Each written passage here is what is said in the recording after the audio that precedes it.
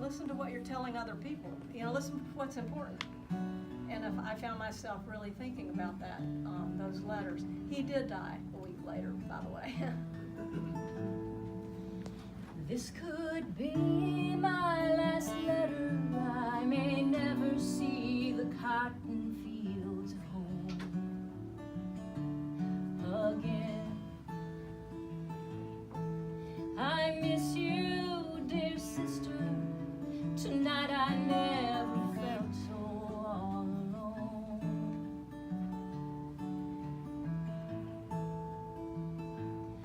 And the fog was so thick that the Stones River stars could scarcely invade the dread and the dark. And all that I could see when I closed my eyes to dream was home, sweet home.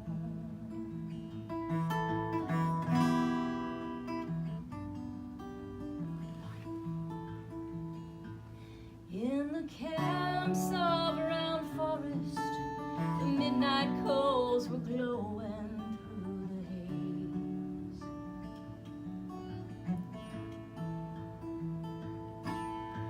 The Union boys sang Hail Columbia, and we sang Look Away, Look Away. In a hush, in the rain, there arose a sweet refrain. In the dark before dawn, instead of battle songs, the enemy and we all sang a melody of home, sweet home.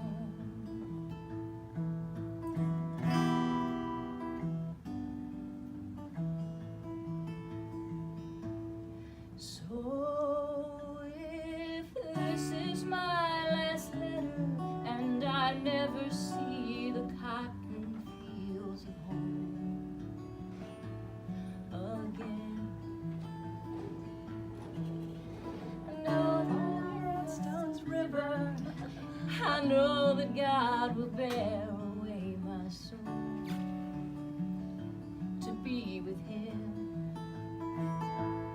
And I'll wait for you there with all that's bright and fair, and the light of His face outshines the blue and gray, where all humankind, yes, everyone will find their home, sweet home.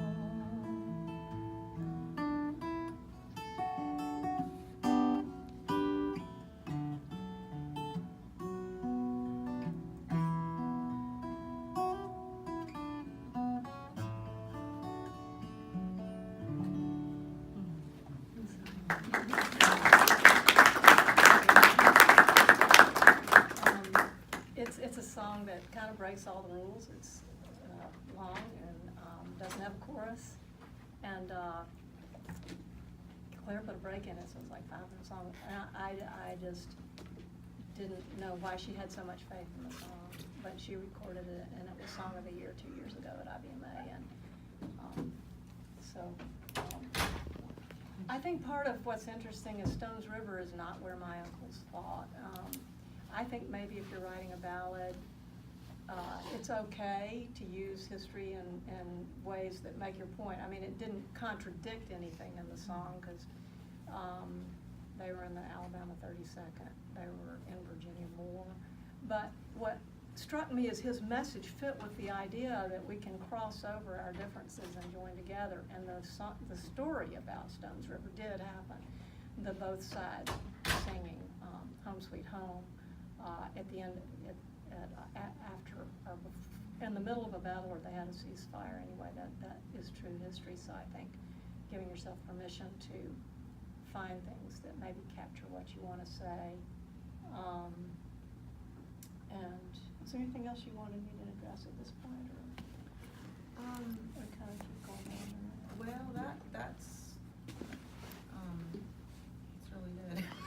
I mean, I felt like an imposter writing about Stones River, but Claire said, you know, it puts in local color. The actual name of the Brown Forest happened, and beautiful when she sang it. And so. Awesome.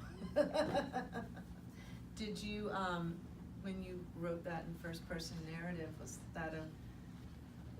why did you make that choice? I think the emotion for me is this person who's faced with life and death.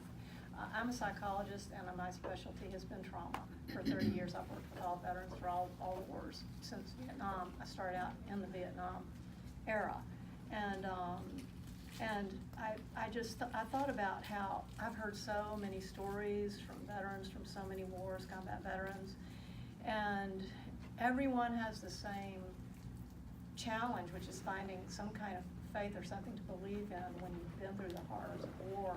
And war reduces us all to, you know, the essentials of humanity, survival and faith and giving up and transforming your life. And so what hit me was that they had this joy. They were 18 years old and they go off to battle. And then midway through the book, you don't even know they don't even know their brothers have died, and they're talking about, if I come home, tell Miss Fanny that I'm not good court material anymore. I can't sleep in my bed, I just need to sleep on the ground. And the point of that, I think, for our workshop is, you know, finding something that moves you, a story that moves you. I think the song needs to have a struggle, start out somewhere and go somewhere else. And, you know, so the last verse is the takeaway. So in this song, so if this is my last letter, and I never see the cotton fields of home again, I miss you, dear sister, and I know about it, you know, so, and I trust that God will bear away my soul to be with him. And, you know, the light of his face outshines the blue and gray. To me, that's what the song is about. I was terrified, as being from Birmingham, Alabama, that a lot of people were going to object to the politics of the song.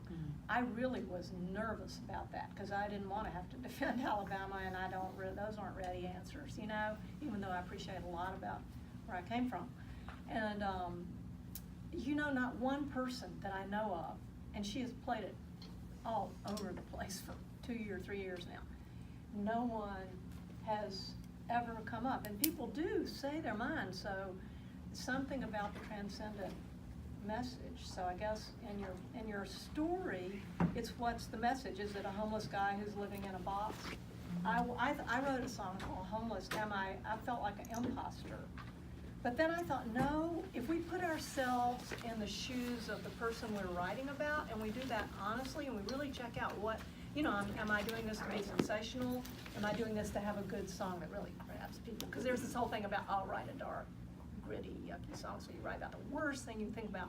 I don't really like that idea, because, you know, I think it's a bit more about truth. Well, and with your song, that could have been sung by somebody from New York. Yeah, I guess They so. wouldn't talk about cotton fields, Right. but it's being away. And It's about that. missing family. That. And facing death. And what do you do in that situation? So I think veterans show us a lot about that, because they've really faced a lot of stuff, most of us haven't. So I think it's okay to put yourself in someone else's shoes when you write a ballad, but I've struggled with that a lot. You know, because I'm a songwriter, am I exploiting them? But then I'm like, well, if my message is true and my message helps theoretically, you know, humanity in some way, or has some value at all, then it's about really indwelling that person, indwelling their experience.